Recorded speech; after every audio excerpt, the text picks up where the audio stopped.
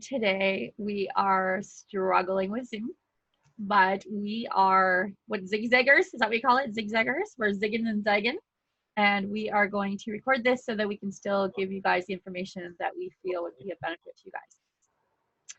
So you get to skip all the trying to push into our groups. The watch parties will be later. That's right. Will not be live. Watch parties, watch parties can be really good. We're talking marketing today, which is kind of exciting. But watch parties can be good in the fact that we can do more engaging. So while we're watching, we can be talking and engaging with our people. So if you have any questions while you're watching this, know that we're sitting there. If it's a watch party, we're sitting there and we can actually answer your questions. Where in the past, we're pushing into all the different groups and it's very difficult to answer questions. So anyways. Who are you? Yeah. I was going to say the same thing. I was going to switch it on you for a change. I won. I'm Angela Brooks. I am a business strategist and a joy seeker. And who are you, Tim? I am Tim Pedersen. I am a reformed branding expert, and now I am working in the health and fitness field as dad bod warrior, doing what I absolutely love and have passion with, helping dads and families learn how to feed their body and their mind, and we then raise another generation that knows how to feed themselves as well. So that's who I am, and this is what I'm reading on is on my desk right now, and it's so old it's like talking about things completely revised and updated for the 90s. This is guerrilla marketing, and one of the 3 topics within the marketing umbrella we will be talking about today. And what are the other 2, Angela? Expert, creating yourself as an expert and using it to attract clients. So expert marketing and relationship building marketing, marketing. So there's so many different types of marketing out there. I think that these 3 actually go nicely together. So we can kind of talk about that, tell what the differences are. And, guerrilla marketing has always been a tough one for me. It's not because I'm not good at it. It's the fact that my clients, I have found, they get excited about the hype, but they don't do the rest of the work. So what is guerrilla marketing, Tim? You know it more than I do. Well, maybe not, but you know a lot about it. Of course I do. I'm like, I don't know about more, but. So guerrilla marketing, for me, the explanation is looking at it from a grassroots type of formula and mindset. So it's not the big campaigns, it's doing the little things that build reputation and credibility and get you seen as a company that thinks out of the box and is creative. And so working in the branding field, that was always like taking guerrilla aspects and putting it into a regular campaign, always, I felt, created more success. And a lot of that is working hand in hand with someone who does public relations. So when you're doing this, having a public relations aspect to it, which that can get expensive. And it's not that guerrilla marketing is always cheap. It still can be very expensive, but it's not like looking at your marketing plan like, okay, I need to do ads and I need to do this and I need to do like it's not like that stepped thing that is in your your how to be what is it? I've got one that's your master's in marketing book, where it's just like, okay, step 1 is this and step 2 is this. It's doing things that are completely different. That's the foundation. And that's why when you said, let's do guerrilla marketing, I was like, oh, because it takes my people away from the foundation. And I struggle so hard to get people to build their foundation. Now, if they already have a foundation and they want to do some guerrilla tactics, I'm in. And I think that's fun. I think it's great. You're going to a trade show. You want to add a guerrilla tactic into that trade show. When you were talking about you were saying grassroots. Grassroots is just one type of guerrilla marketing, right? So there's like different types. Grassroots is what I like. I think when we were talking about it, I knew you loved guerrilla marketing, and I was like, it's just one of those things that I get my clients get distracted by. And so that's why I think, this is actually a good topic, because we can kind of pull it apart and say, what is good guerrilla marketing? Why does it fail sometimes? And what is the most successful ones that are out there that that why were they successful? And I think that that will be very helpful. What do you think? Yeah, and so with branding and with, you know, maybe it's even, you know, maybe it's branding, or if guerrilla marketing bothers you, that term. Yeah, yeah, But no, it's, you know, it's not, it's just that people get distracted by it, and they're always, you know, they'll be like looking for something that will create a buzz today, but then they don't follow up with it. Then they don't have a plan for it to go into their foundation marketing, or they don't even have foundation marketing. So even if they do get, let's say they get all this buzz from the whatever guerrilla marketing tactic they did today, they don't have the foundation to leverage it and get the kind of results that they should. And so it's about results. In the long run, it's about results. Yes, you got results today, but how did it transaction, and how did you take advantage of it for the future and in your long haul kind of picture? And I see that people get distracted sometimes by it. Yeah, it's not foundational. So you really have to have the foundation. You have to know who you are. You have to go through that whole process first, so that if it's distracting them, then they're shying away. They're doing a shiny object to not do the hard work. So it should never be something that is distracting, because it's part of something. It's part of the plan once you have your basics and foundation. So you can't go out there and do any kind of promotion or any kind of branding if you don't know who you are and don't have that you know, if you haven't done a SWOT analysis, if you don't know your unique selling proposition, if you don't have all those things, then doing guerrilla tactics doesn't make a lot of sense. And it can go really bad.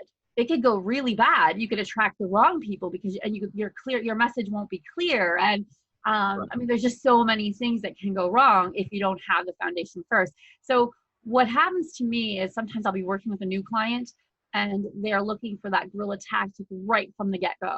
And I'm like, well, wait, hold the fort.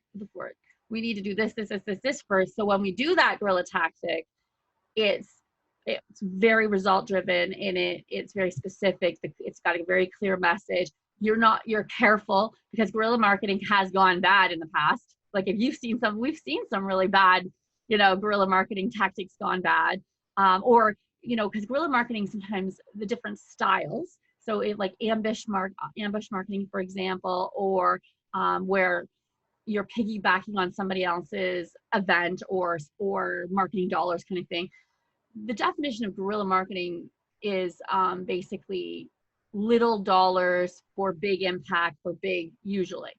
But that's where you were talking about adding the PR marketing with it, is where the cost goes in, because you're actually adding the PR. Sometimes PR comes just, you know, by being, you know, the loudest in the room, or, you know, the most surprising or the most shocking, or, you know, that kind of thing. So it's good if you have the foundation. It's not good if you don't have the foundation. If they can dig deep and they find out that you're really a crap company, then that's the problem. So many of you, if you're watching, you're probably going, okay, well, I still don't understand what this is. So here's some different examples at a lot of different levels. You're a home stager, or you are an interior decorator, or you're a plumber. A really good guerrilla tactic is you go to the library on the how-to books, how to do plumbing, how to fix your electrical, and you put your business card in there, because if someone's at the how-to book, they obviously have a plumbing issue and they're trying to figure it out. And if your card drops out of that book, oh my God, you know what? I need to just not do this, and I need to call this person up. Great guerrilla tactic. It depends on how many people go to the library now, though. So we're not doing COVID replication, right? Or I mean, even before COVID, like, how people go to the library. I'm trying to get people into the mindset. We're trying to get into the mindset. Yes, no, not every example right now, because I'm going to give you a subway example. It's not going to work right now because people aren't doing the subway. Okay, so another one is IKEA. I'm just riffing you a little bit. Don't worry. I'm gonna raff you right back. So this one is great promotion by IKEA, and you know, we're in a subway, and where they have, you know, they usually have those wall poster things that are stuck on. Well, they had, you know, this big like scene of a house, but then they actually had furniture, so people could sit in the furniture while they were waiting for the subway. Now, obviously, it was going to get grungy and nasty, but it was such an amazing display. Like, there's the IKEA thing, and there is the stuff right there, the furniture. It was really cool. And of course it was a huge PR thing. Whether it came down the next day, it didn't matter because it was like this huge PR thing that got a lot of press on it. Another one was it was a Dallas design firm, and they were known for just being out there, and they would do this huge party every year. So this is something that obviously, costs a lot of money, but the owners of it would valet the cars themselves. Okay, that sounds pretty cool. But they would be in pink tutus. Oh, funny. So every year they were in pink tutus valeting the cars. And again, it was this huge marketing media blitz on just this, funny. And they were also, they were at top chamber people, and they were these, everyone knew them. And then there they were in a pink tutu. So obviously there's a lot of vulnerability in that.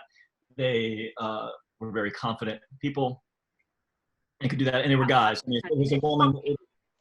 So what's that? It's shocking. It's that shock and awe thing, right? It's like, that's a big factor, is to shock people into paying attention. So that can be a tactic. That's not obviously your foundational strategy. Okay, I'm gonna get business by walking around the mall every day in a pink tutu. No, that's not gonna, if you're a guy, that's just not gonna work.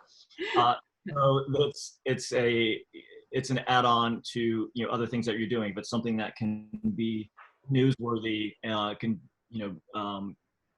just add some extra little oomph to a story. That's what it is. So I think I do subtle guerrilla stuff.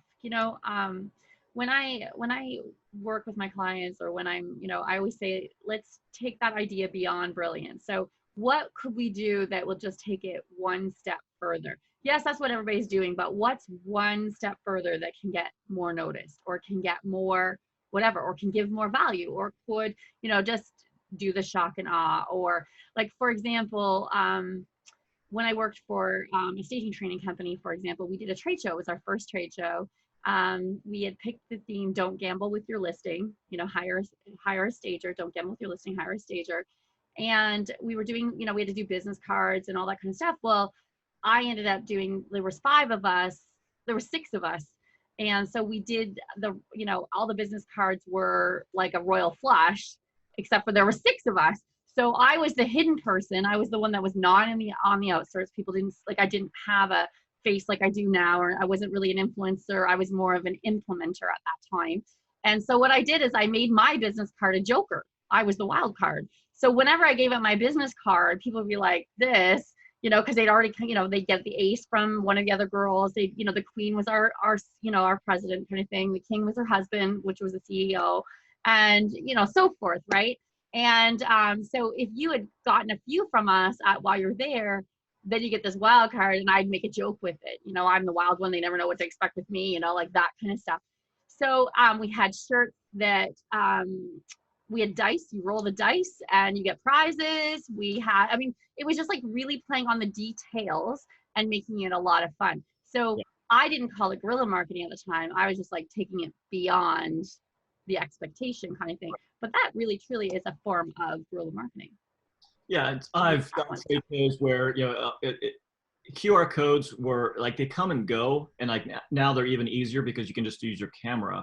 And I wish they would come back more, because I think they're amazing and so simple to link to something. But I had a T-shirt and made for a Chamber of Commerce, and if they scanned it, which then you had to usually you had to tell them, oh, you have to get the app for the QR thing and whatever. It was kind of a pain in the neck. But when they finally did it, it took them right to our page to enter for a drawing. So I had 3 people working with me, and we all were walking around with these big QR codes on our shirts, and it said "scan me" or something.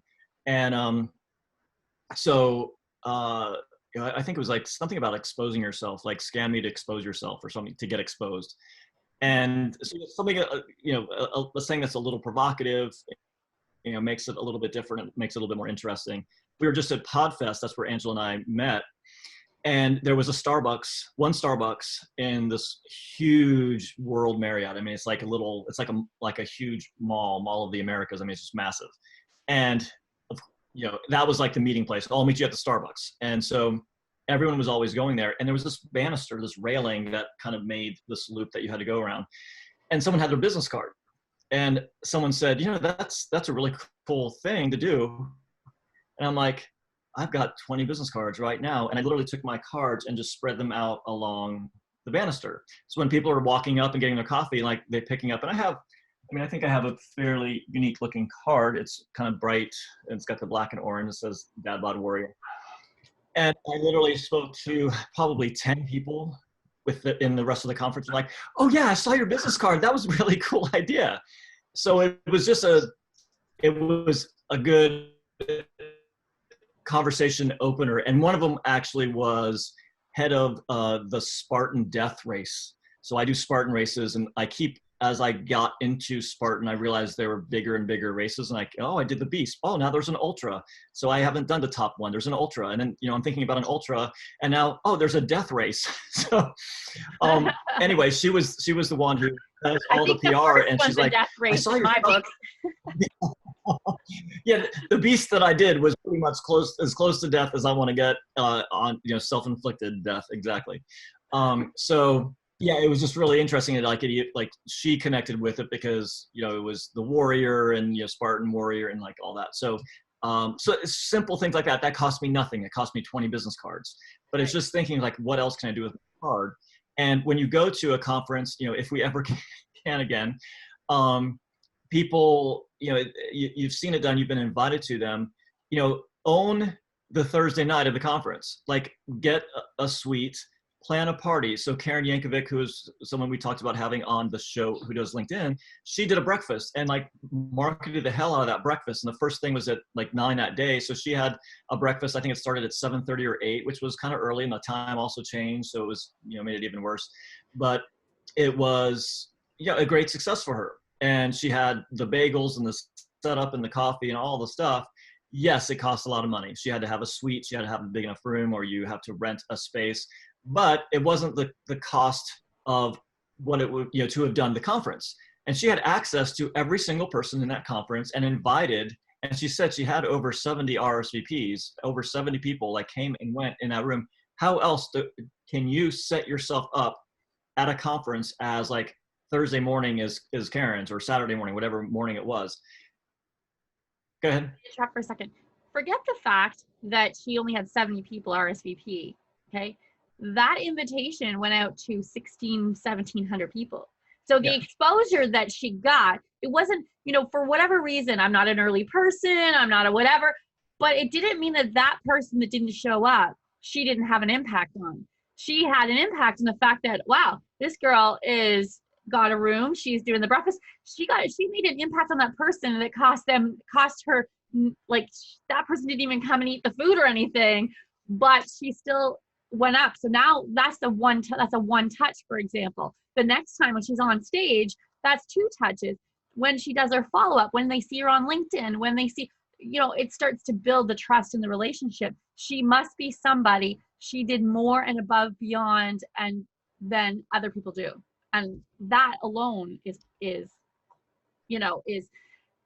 the forgotten marketing. It's the marketing that people don't talk about. They think that the results of how many people came, like let's say they did that blast and she only got 20 people.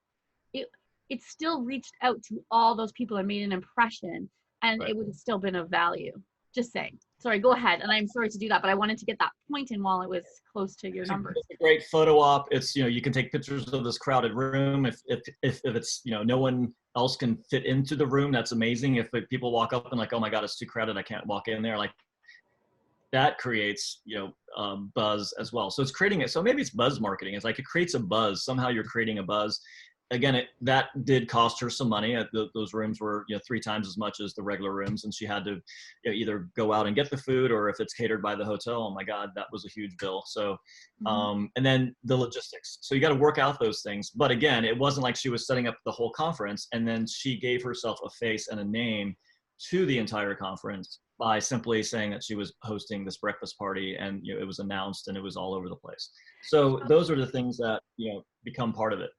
So this is where it could fail. So she put all this money out. Okay, so she puts all this money out. She tracks all those people, and then she goes home. And what does she do with it after that? That's where the most important step comes in, is like, what do you do after you create that hype? You know, that's going to be like, all the rest of her foundation needs to be there. If I went to her LinkedIn, if I went to her website, if I went the step further, how is she capturing me? How is she moving me forward? And that's when she ties it into the other, and that's how that into the foundational marketing.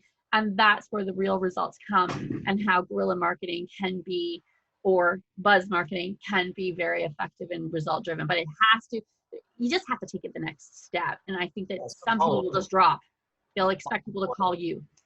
Follow-up is totally integral in all of this. So and part of the conversation in guerrilla marketing is, there's research that shows it takes 9 to 21 touches before someone's going to make a decision to use you.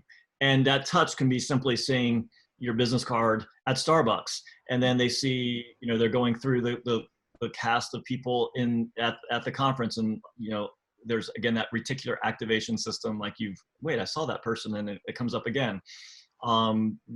There's a brochure, there's an email, there's an ad, a sponsored ad on Facebook. So there's all those things, all those become touches. So, the ones that you can do that are free or cheaper as you do a campaign. So Karen obviously has a whole structure and campaign of how she's going to follow up with those people. Yeah. I'm a fan of having a funnel. So giving away something for free, or if you're at the conference, say, hey, don't take notes. I will send you this PowerPoint. Just send me an email, and and they have to, or use a QR code and send them to a link where they have to put their email. Well, then you've captured it. So it's always about trying to capture that information. So when I've done the conferences and done the things, and I've done a table, always have some kind of giveaway that you have to get people's stuff. So when I do stuff for Dad Bod Warrior, I put together, I can literally go into my pantry and do this. And I have extra baskets that I get at the thrift store, and I make a basket of keto food, and you can buy the things that wrap it all up, and you tie it, and it looks amazing. So I do this raffle giveaway, and people have to put their business card, or I have a little form for them to fill out, and then I announce it. What I like about what you chose as your gift to give away is it's directly related to who you are and what your business is about, because I see a lot of people do it incorrectly. They will do something that they think people will want. Like, let's say you gave away a digital camera, for example. It's not tied into what you do. You're not qualifying them. People are putting in their information just to get the camera. Now you have to sort and qualify them. Yes, you have a big number, but it takes you time and it takes you money. I would rather have 2 people sign up for my basket than to have 300 people sign up for my basket. And I can take 2 people and really do a good job to give them the information they need, they want, because they desired to win something that was relative to a problem that I can solve for them. And it becomes more valuable, because the time it will take me to follow up on 2 people or 300 people that weren't even interested in what I have to offer it's gonna cost me more. It'll cost me more to do that, So I like how you tie that. So having that table, having that giveaway, and then like for me, what I do is I make some keto snacks. So again, this is pre-COVID, whether this will ever happen again in the near future. But I had peanut butter cookies that were completely gluten-free, sugar-free, keto-friendly, paleo-friendly, whatever. And they were out, and people were just coming up. Oh, is this where the cookies are? Oh, I saw the cookies. And then I would go into the whole spiel of how, they're sugar-free, and they're like, oh, wow, this tastes amazing. There's no sugar. And I'm like, no, there's no sugar. So having things, again, like Angela was just saying, like that relates to who you are. I could have, Angela could be doing marketing and be giving away cookies, and there's no relationship to like, why are you giving me cookies like that? Oh, they're gluten-free. Well, what does that have to do with your marketing? You'd have to tie it and string it together. But for me, that was a more direct thing, because I was showing people, yes, I can coach you and not eat sugar, and look, you can still have wonderful things like cookies, because everyone thinks all that. So if I had cookies to give away, I might put a little tag on it that says something like, do you want to make your marketing sweet to attract the clients to your next event, or whatever, you know what I mean? So I would find a way to kind of gimmick it in so it is memorable, so it becomes memorable or fun. People like fun. who did I see just recently? I was just listening to at Podfest. There was a gentleman there who was in the real estate. There was a pre-real estate workshop the day before, and I went to it. And one of the speakers said, you know, it's sexy, fun, or memorable. That has to be in your marketing in order for people to get the attention. And I was like, I always tend to lean towards the meat, the learning, the education, the expert, like the next two things we're going to talk about is like expert marketing and relationship marketing. That tends to be where I lean. But if you had a combination of all three, you know, the shocking, the fun, then the memorable, and then the expertise and the building of the relationship, and you combine the three, that would be so impactful. That would get you unlimited clients, I think. So I think it's like knowing what works in each and every style and pulling out the ones that will work to your audience and knowing your audience. Something sexy and fun would not work for someone who maybe is going through divorce, for example. It could, but I'm just, or a loss. You know what I mean? Like there's like, you know, the stark difference. There's a time and a place. There's a time and a place. So it's knowing your audience. It's really right. It's what you want your audience to be. That's where you go back to the foundation. So what we were saying at the beginning is like, it's not going to make any sense if you're doing something sexy and it's not part of your foundation, who you are, and if you're trying to, and how you're trying to brand yourself. If you're trying to build credibility, doing something, you know, sexy and fun may not be exactly the route you want to go right at the beginning. It might be more the memorable in a you know, a very credible way that is going to be a little different. So Angela, let's talk about what do we want to talk about next? Becoming or being seen. Before we do, what's your favorite guerrilla? What is your absolute favorite that comes to mind? Guerrilla marketing that was your favorite. What was your favorite? I've got a lot of them, but I think I just love the business card one because it's so simple and so easy. Again, it's when we could go to libraries, and I've seen little things like flyers for a dance studio, and it's a shape of a tutu, and the numbers come off and they look like, you know, the oh yeah, that's cute. Yeah, I love like the simplicity, but just that little extra touch. Yeah. Okay. Yeah, and the IKEA furniture in the subway. I mean, those are things that just come to mind real quick. And there's the one that there's a couple actually, but the one that I love so much is the airport at Christmas granting wishes to people. Like they granted wishes to people that were walking through the airport.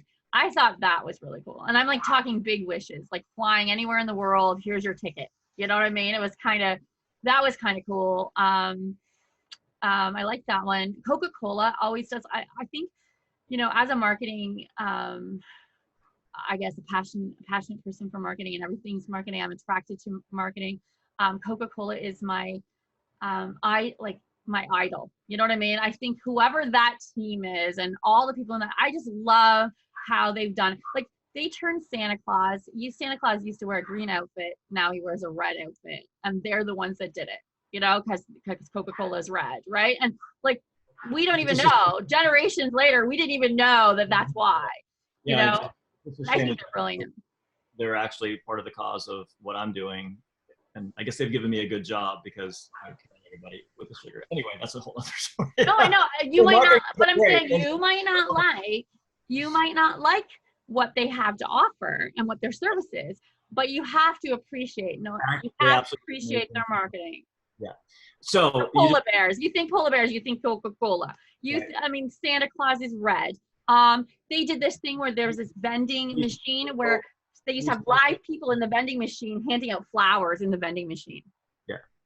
Okay. So that just reminded me of my absolute favorite. It was a video for Maroon 5, which that's one of my Alexa favorites. I just tell Maroon 5. Oh, I love them. They did a video where it looked like they were like setting up secretly at weddings. Yes, that one. Here they were at a wedding. Like, I mean, and apparently they did it. They only did it for one, and all the rest of them were staged. Sorry, spoiler. I did not know that. That's very disappointing. Yeah, Adam Levine is off my books of marketing now. No, but they did do one, and you have to figure out which the one is. Maybe it was a couple of them, but the whole premise of that, and just like, and that became a kind of like, that was like a buzz around that. Like I had to see the video. Like a lot of times we don't watch video. I don't watch videos anymore. I rarely, but that one I wanted to see, and I've watched it many times because I like, it was amazing. I love a great wedding, and I love like surprises like that, and just like imagine having that surprise. And like my wedding day was like, I filled it with surprises for my wife at the time. So it created that emotion and that feeling, right? It's the feeling of, it created the feeling of, I wish that was me. Oh, that's so beautiful. I can just imagine being in those shoes. Can you imagine how that would feel? You know what I mean? And that's really what, and so it becomes memorable. Feeling, when you can invoke a feeling in your marketing, that's the most powerful, because people remember feeling more than they remember the action itself. So let's move on to expert. And I think actually when we were talking about Karen and what she did at the conference, I think that kind of lends itself and is a segue into, creating yourself and marketing yourself as the expert. And she definitely created and marketed herself as the expert in LinkedIn at that conference. Like if you wanted to talk LinkedIn, like everyone was like, yeah, there's a woman who did a thing here. What was Karen? Yeah, you got to talk to her. So there's a whole process. Even if there was somebody that knows more than her at that conference, that knows more about LinkedIn, we didn't know it. We immediately thought of her. Right. So, exactly. Right. So expert marketing is there's a controversy behind like what makes you an expert, and and that's where that what do you call that lack of confidence, the syndrome, what's that called? Imposter syndrome comes in. Sometimes we tend to go, well, people know more than I do. There's people out there that know more than I do. How can I market myself as an expert? And how can I, use that as part of my marketing strategy? And, there's some research that people have done that you need to put 10,000 hours into practicing. You need to have the technique and the skills. You need to have the, results and successful results to come out and there's this formula that creates yourself as an expert to be truthful. Right. Well, what I look at it as, and yes, that's true. And I do feel that you can be, I can be an expert in the room if I know more than the people in the room. If I can take them to the next level, I would even say I can be an expert that takes them to this level. And then when they've outgrown me, they can go to another expert that takes them to the next level. And then when they outgrow that person, they can go up to the next level. Do you know what I mean? Like I think that there's a definition of expert, but it's to how much do you know and who can learn from you, and then you go to the next kind of thing.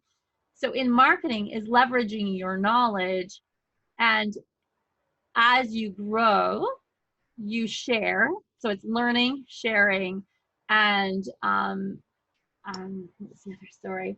Engaging, and then repeat is basically what expert. And then there's some techniques to do that, of course. Some tips on how do you become an expert in your marketplace and be the one that's known. Like how did she become known? She was a speaker, so she was so she got up and she was a speaker. What else did she do? She leveraged herself and put herself in a position of, hey, if you want to know about LinkedIn, so she's saying, I'm willing to share it and give it all. Come to my breakfast. So she expert that she was giving and sharing. Okay. She gave away freebies to say, hey, check out this. You can have this for free. They're just it was she went in with the mindset that she was the expert, and so like even now, for example, Angela has done a podcast. Congratulations, Angela. She has a podcast up and running now. Angela could, we can do a show. We could do a whole week of like setting up your podcast, and people would think, oh my God, Angela's an expert at doing a podcast. Well, Angela's, she's done. Like, I mean, I'm not demeaning. I'm just saying, but she's done one podcast and she got it up, which is more than I've done, and I would consider her to be an expert in getting a podcast up and running. But do you know that I've actually had more than 10 people say, hey, you need to help me with my podcast? hey, you can help me with my podcast because I've done. I was one of them. So yeah, exactly. There's just so there is a kind of a joke. You just need to be a day ahead of your clients. So like the substitute teacher who goes in and teaches math, and they have a science background, or they're an English teacher. Yeah, it's not that they have to know everything. They just have to be a chapter ahead of the kids.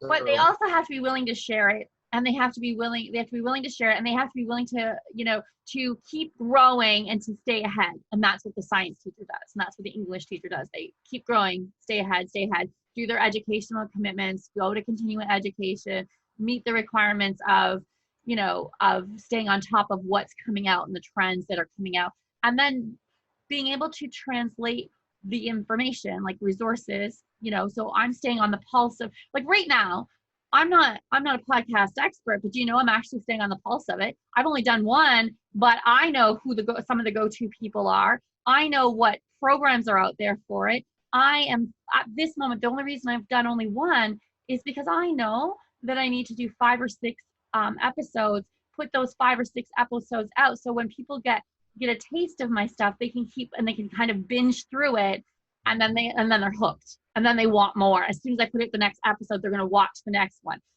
I did the first one because I wanted to know the ins and outs, the technical, the editing, I wanted to know how fast does it get picked up by the different platforms and stuff.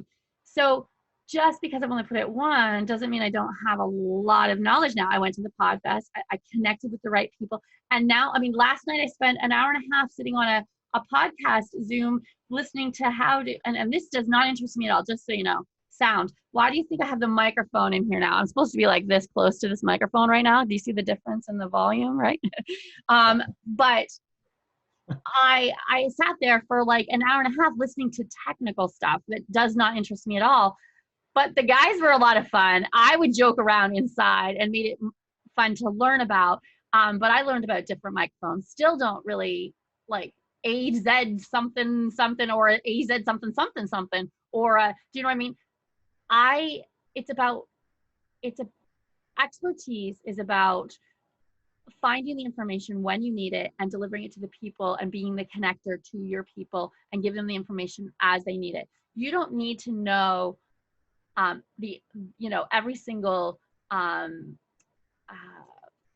food that does diabetes, that will help diabetes at this moment. But if you get a client that needs that information, you knowing where to get it and how to dissect it and how to research it and to try to find the right foods that will be good for their diets, that's all that matters. But you don't need to know it now. You just need to know how to get it and how to find the resources. And that makes you an expert.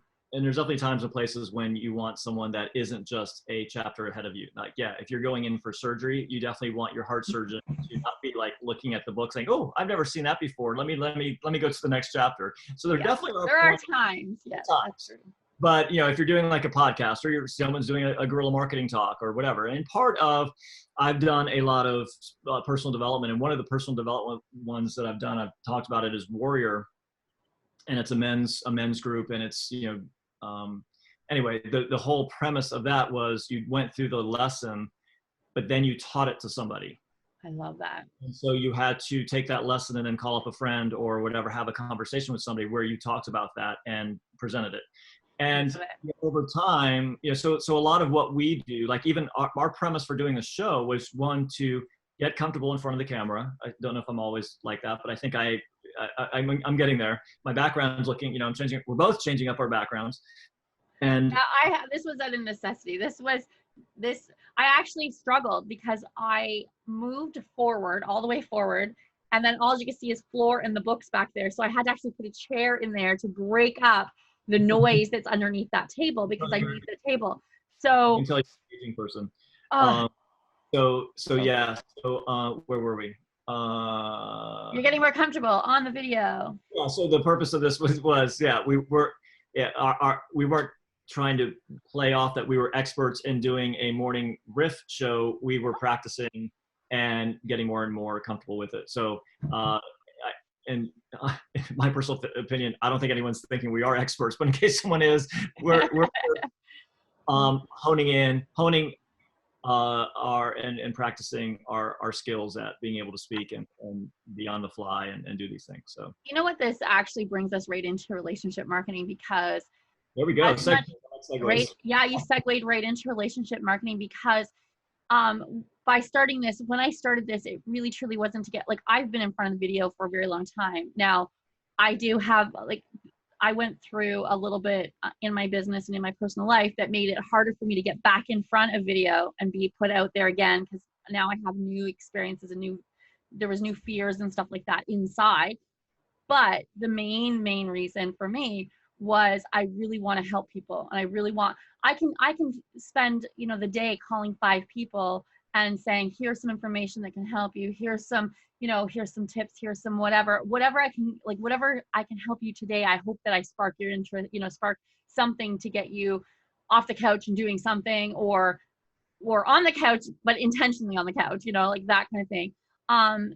And so when we started this, my intention was to reach, instead of 5 people, reach 70 people in an hour. Like, you know what I mean? To get a message, like, to help people, more people than the 5, you know? So that's where my motivation for doing this came from. But I've always been kind of comfortable with the streams. I'm actually uncomfortable with pre-rehearse, like, you know, when people do professional video, like, you know, when you have to do like workshop videos, or, you know, and they're trying to do it to package up a book or something, that's more uncomfortable for me. What I like about this is that we're authentic. We're being ourselves. We're grabbing coffee when we want to. If, you know, we want to sneeze, we sneeze, you know, like, I think that that's part of relationship marketing, is being ourselves, being authentic. I'm not going to appeal to everybody. There's some people that are going to tune this on and go, oh my God, does she ever shut up? You know, oh, look, and she interrupted him again. You know what I mean? Like, there's going to be people like that are going to be like, she's annoying. The sacrifices we make every morning to do this, like, I am now drinking cold coffee. Me too. No, actually.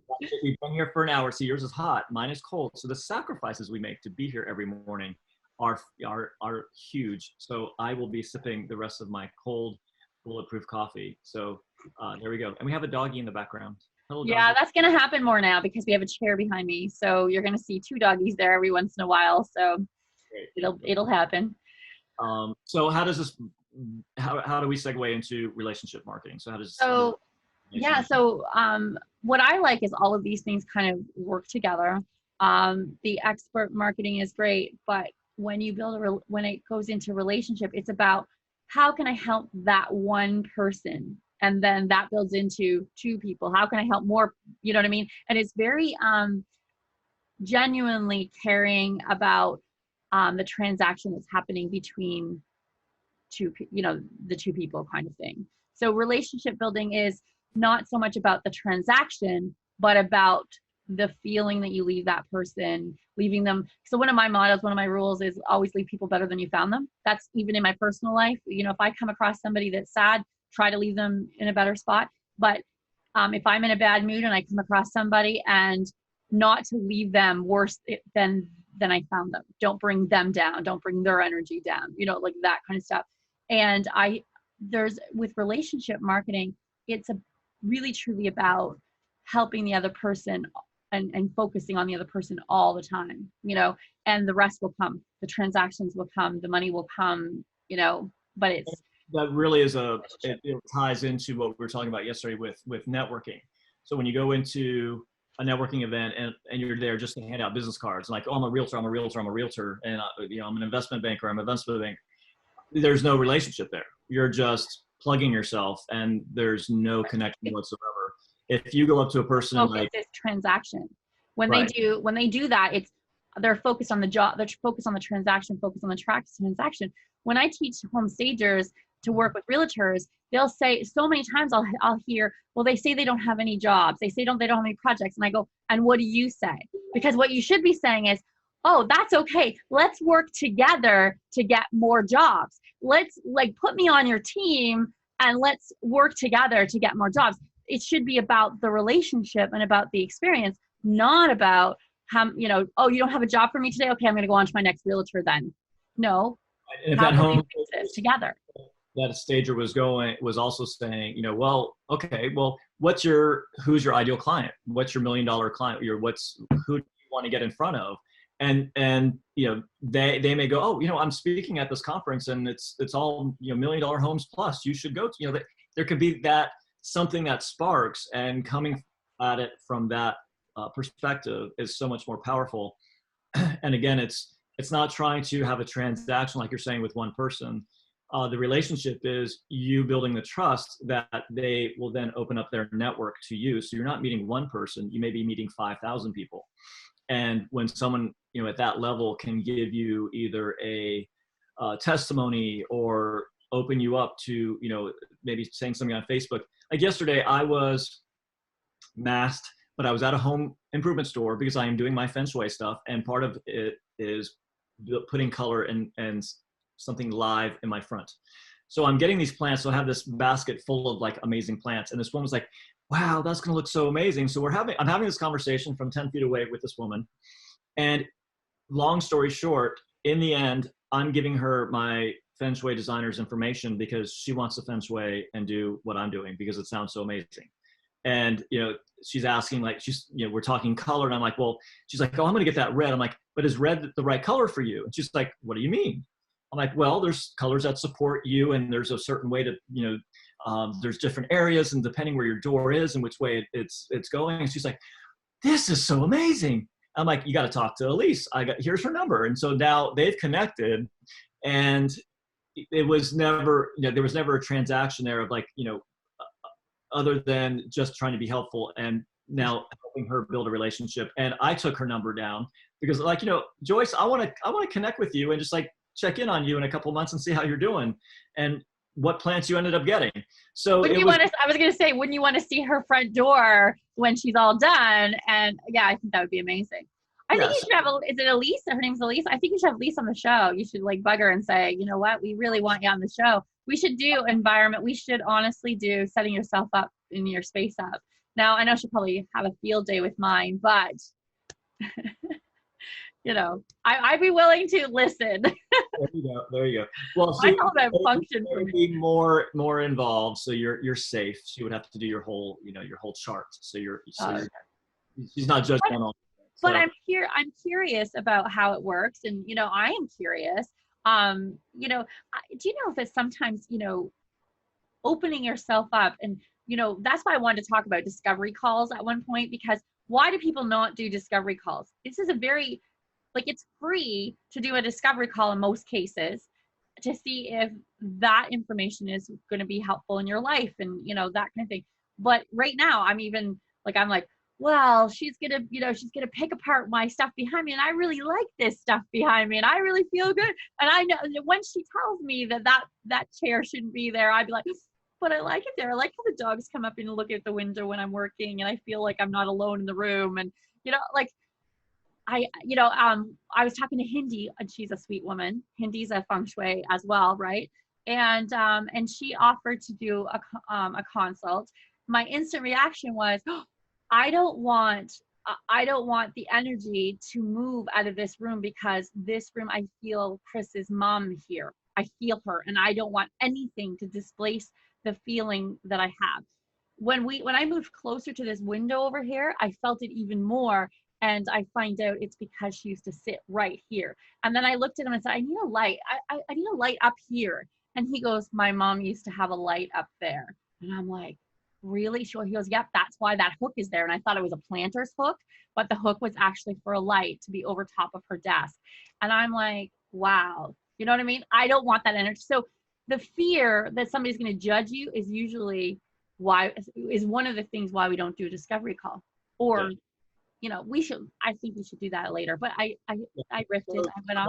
My answer to that is, and James isn't with us today, but James is one of my clients and he's lost a lot of weight and he feels amazing. And he was on his way, it was pre type 2 diabetic.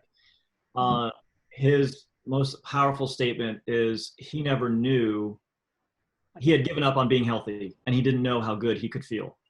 Mm-hmm. So it's the same thing like with the energy. Like I was okay with the way things were, but I'm like interested to know if there's a different level.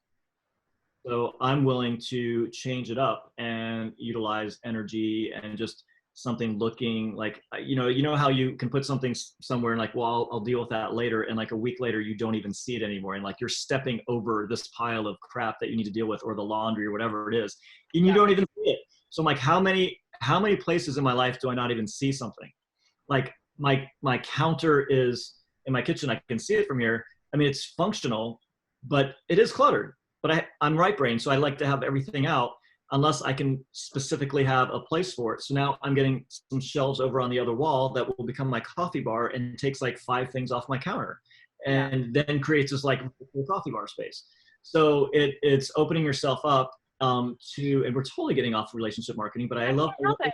This is riffing. No, but you know what? It really does work, because I'm telling you, you built a relationship with Elise. You've now passed that trust, and she's built trust with you, and you're now passing that relationship trust, because that's what you're doing. Is I do a workshop and I talk about trust building blocks, and there's different ways. Every presentation you have needs to have trust building blocks in it. Your website, your promotional material, the way you orally present yourself needs to have trust building blocks, but it needs to be authentic, right? And one of the things with trust building blocks is, if somebody else, if you were to, like, you know, those, I don't remember what they're called, but you know, when you go into a circus or you go into a fair and they have these hammers, and they slam the hammer down, and the little thing goes, woo, and when it hits ding, ding, ding, you get the sale, because and I look at that as like trust. So when somebody first comes to your website, there's like a little hammer and it just goes, woo, you know, and the next time it's a little stronger. They hit the sweet spot, it's a little stronger, and it's the building the blocks. Somebody else takes up that hammer, they know where the sweet spot is, which is like you with Elise. You know exactly what she's done for you and what you trust her, so you hit the right spot, and it goes ding, ding, ding when you are telling other people about her. So you're passing this trust over to other people, and that's relationship building. Right, and it's not whack-a-mole, which is the other game at the like you're just hitting everywhere and trying and hoping something works. So those are 2 great analogies. Yeah, don't be a whack-a-mole. Be the strong man and hit the bell at the top. The strong man. Thank you. I was trying to remember what that thing is called. I was like, whatever that thing is called. But that's my gold nugget. I once drew it. I always say I'm not funny. I once drew it, and if you ever draw it and just you're not very good at it, look at the shape of it. It's not appropriate, just so you know. I did it on this workshop one time. Everybody was killing themselves. You know, I'm like, okay, maybe I'm a little funny. And you don't want to do that if you're a weatherman and you do, like, they have these things to do it, and there's a million blooper videos now of like very phallic things being drawn as like this storm front comes in and the bands are coming in this way, and there's like this massive phallus thing. There's another time I was doing a chart and I put for associates, you know, and I put ASS dot, and then I went on to the next, you know, kind of thing. And I started off saying, you know, a great presentation, usually people are funny, blah, blah, blah. You won't get that from me, but you're going to get a lot of me, kind of thing. And here I go, right at the beginning, I'm doing the chart and it says ASS dot, and I keep going. Everybody starts chuckling, and I look back at them and I'm like, what? And I look back up, and sure enough, like, it was really funny. Like, it was really funny, but. And especially if it's in a sense, you know, when your associate is your best asset, and then it says when your ass is your best asset. Whoops. Right? But it was something like that. It was literally was. Yeah. So it just depends how you frame it. Okay, so relationship marketing. Let's scoot back to that. We're gonna have Elise on for sure. I think that will be an amazing show. But relationship marketing. My number one thing is leave people better than you found them. You know, what can you do? When I met you, Tim, it's like, what can I do for you? And that really, when I was in your car, I was like, what could I do for you? Do you know what I mean? I really was thinking that way, you know. When I met Jessica, it was, what can I do for her? You know, how can I help her? How can I move forward, you know, and help her? And then in the long run, I'm so beneficial by just being that, hey, how can I help you?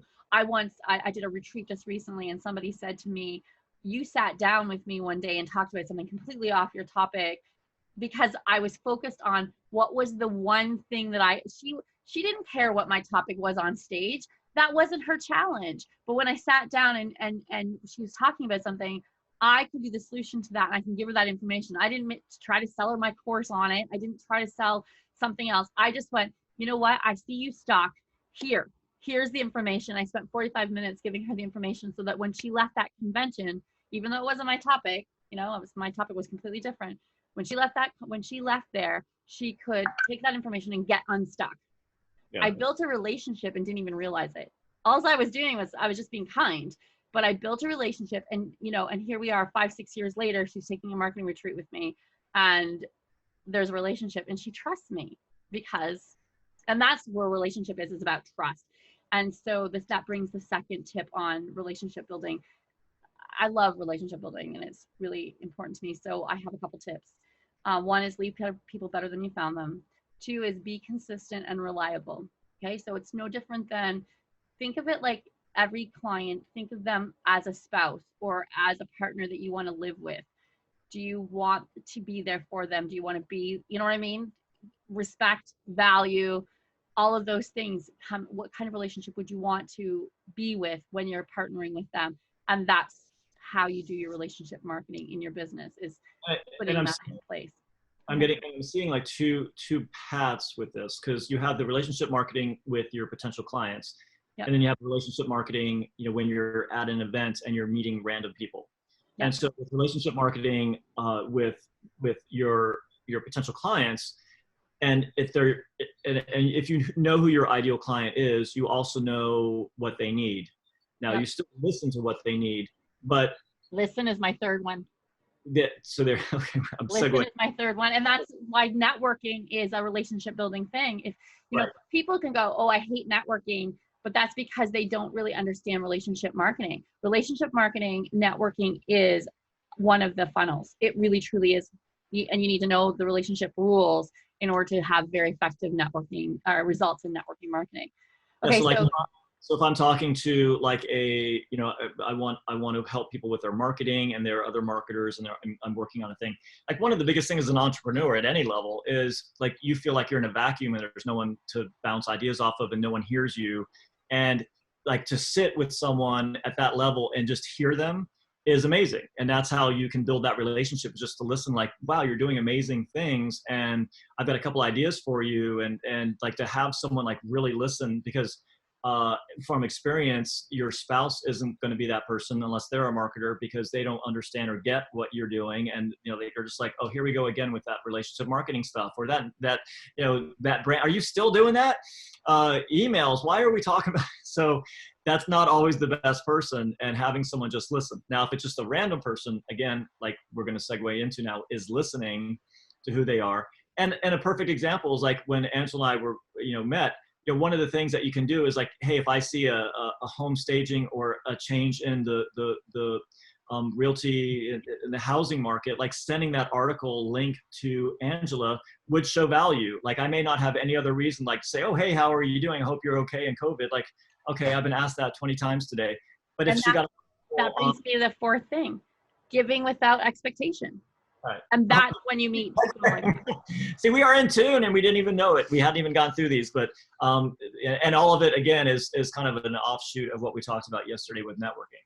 But yeah, just when you listen, and you can then provide an article, a reference, a source, connect with somebody, that shows that you really did listen to who they are and what they need. Think about the best relationships you ever had in your life. Think about your best relationships you ever had in your life. The people gave to you, and they were in tune with what you like and what you need, what you desire. They got you, understood you, right? And they gave to you without expectation, right? If you think about the people who made the most impact in your life, that is usually what happened. They didn't expect anything back in return. They just said, here, here, here. Those are the ones that you remember, because there was no hidden agenda. It was just, they genuinely, truly gave. And, Tony Robbins talks about this all the time. Like, he's like, there's different levels of business and of success, right? Success, yes, there's processes and foundation, and there's, having the right offer and having, the systematic stuff. But when you get to a level where you're just giving, and it's like, which brings another style of marketing, which is cause marketing, and you bring cause marketing in, and your vision is bigger than your services or bigger than what you do, you get to another level. The money just comes in because you are helping people, and that's your main focus. And he talks about that a lot, actually. Yeah. You know, but you know, I think that it all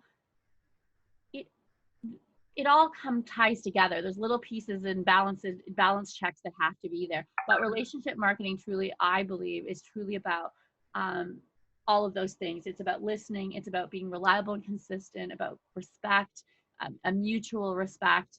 Okay. So it's, relationships don't work when it's all one-sided, right? So even if you're the one giving without expectation, there comes a time too, there's a qualifier that they're not a good relationship, it's a toxic relationship for you, and you have to kind of move on. There are sometimes like that too. And I read this yesterday or the day before. It was your income is just a measure of the value you're creating in the world. The more people you help, the more lives you impact, the more you're going to earn. So when you say the more people you help, that doesn't mean that Angela's sitting there helping someone with their staging business.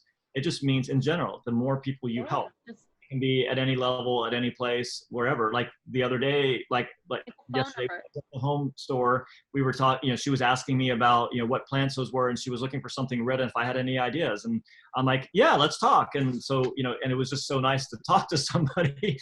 And in the end, I ended up being able to give a referral to somebody. So, and you never know where that relationship's going to go.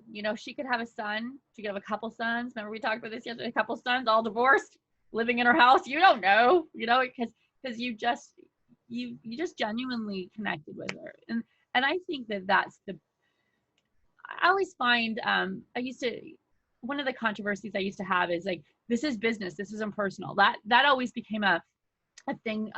When I worked in the corporate world, my boss used to say, this is business, it's not personal, and you need to take your personal life out of the business.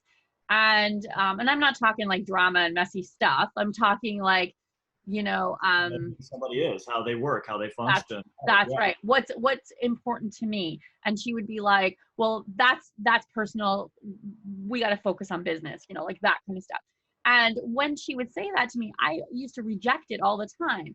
And then when I started my own business, and I had my own business before that, but when I went back to solely working in my own business, one of the things that I prided myself is you know what? It is personal. It is personal. I don't want to work with anybody that doesn't appreciate me, value me, want to build a relationship with me, that I can't even really kind of sit across the table with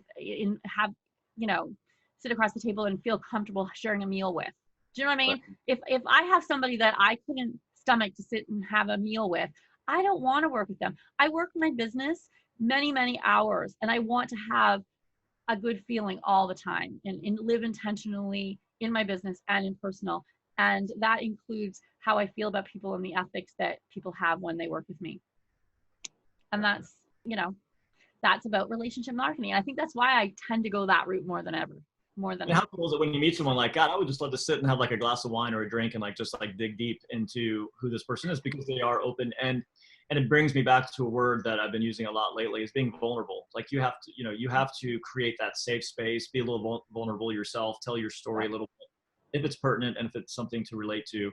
And then that creates the space for them. And then you build that relationship. That's how you build a relationship, is being vulnerable. And do you know some people don't do well with vulnerability, though? That you're going to be unattractive to some. Like if I open up and I'm very vulnerable, and I've been like that. And you know what? I realized it's because I want to work with people that I can help. And if I share my vulnerability, my experiences, then I can maybe save somebody some of that heartache that I went through, or I can maybe just take them in a different direction that can get them through it faster. You know what I mean? So if I don't open up and if I don't do that, then I can't, right?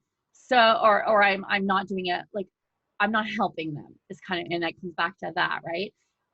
But when somebody comes along and they don't like that, like let's say I'm vulnerable and it turns someone off. They're just not my client. They're just not my people. They're just not the person that's meant to be in my life for my journey at this moment. But you know what? That person could come back 5 years, go through an experience, come back 5 years ago, remember something that I said, and then they're and ready. maybe I'm the right person at that time, you know? And Yeah. you just gotta not, we just can't be everything for everyone. And when you do relationship marketing, you're gonna have a more enjoyable business, I believe, because you're attracting people, the right people, that will work with you, and you're not trying to be somebody that you're not.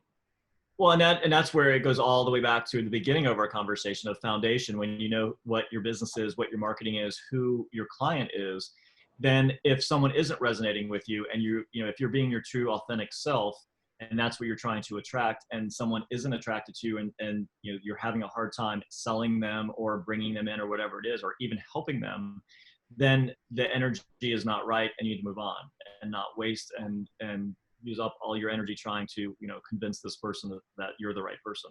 So I think that's where it gets easier to find that right client, is because you are being authentic and you are being vulnerable and you're putting yourself out there. And if someone doesn't resonate with that, then awesome.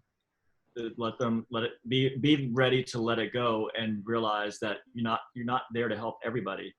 And if you take that on, you're denying the openness or that spot to be filled by someone who really is ready and open to what you're doing.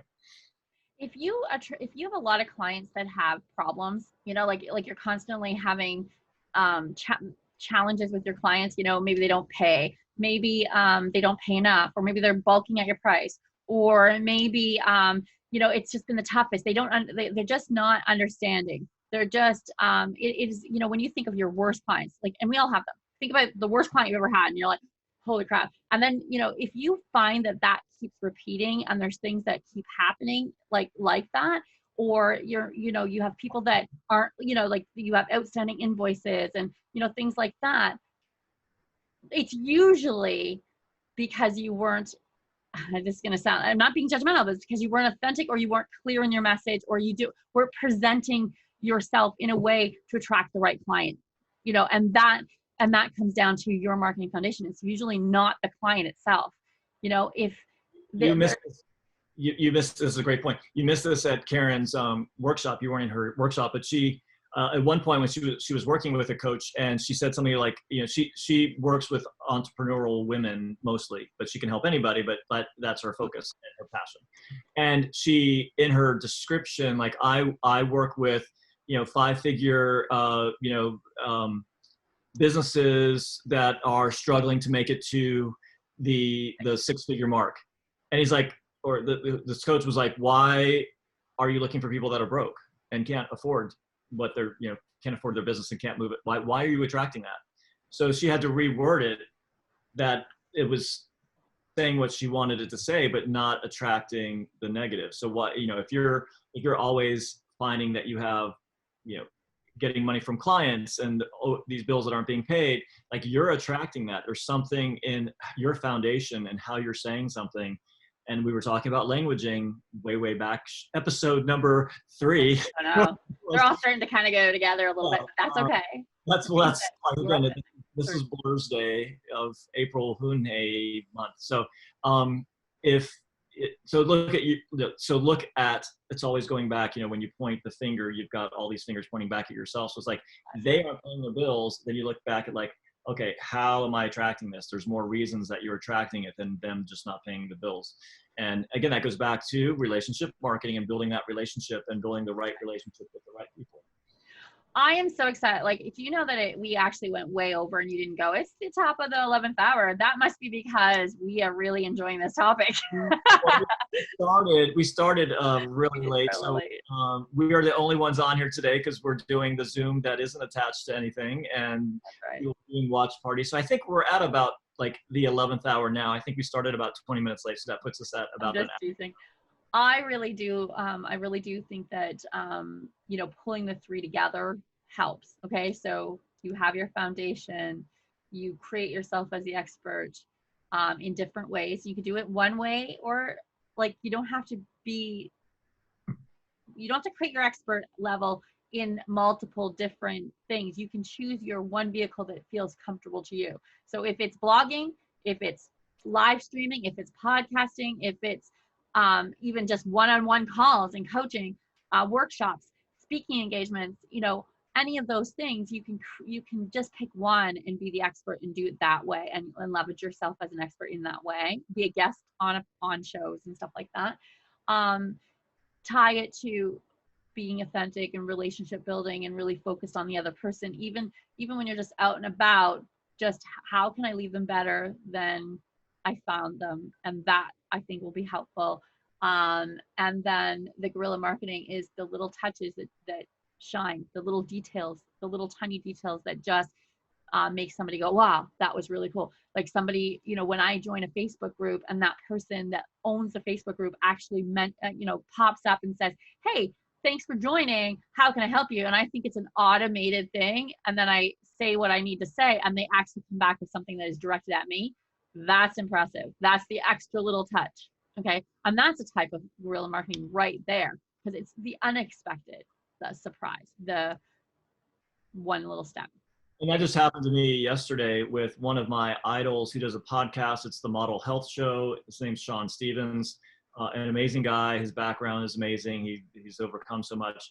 And he posted on, I guess it was on Instagram, Facebook or Instagram. I follow him both places. And his story was like, I haven't mentioned this, but I had a devastating injury, and I've been working through it. And then he showed his workout that he was doing. It was like really, really basic. And this guy's like jacked, and it's like, now he's like barely lifting his arms up and moving around. And I was like, hey bro, sorry to hear about this. Didn't have any idea this was happening, but I just wanted to let you know that you are an amazing source of inspiration and information. So sending you healing vibes and good luck. And he sent me something back, and this guy has like millions of followers.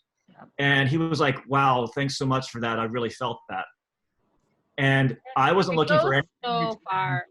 Oh yeah. I mean, I was just, and Gary Vee says the same thing. Like, he lives to hear that he's inspired and helps somebody. So he apparently reads all his DMs. So if you send him a DM and say, I listen to you every day. Thank you so much. You've helped me grow my business.